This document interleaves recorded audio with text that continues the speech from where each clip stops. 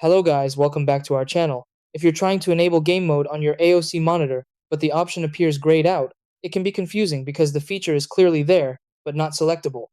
This usually happens due to specific display settings, input modes, or picture presets that override manual controls.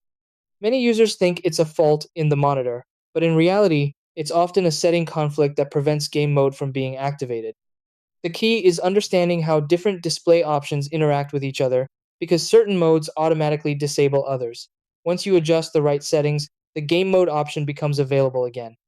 In this video, I'll guide you through the exact steps to fix this issue and enable game mode on your AOC monitor properly. Try these.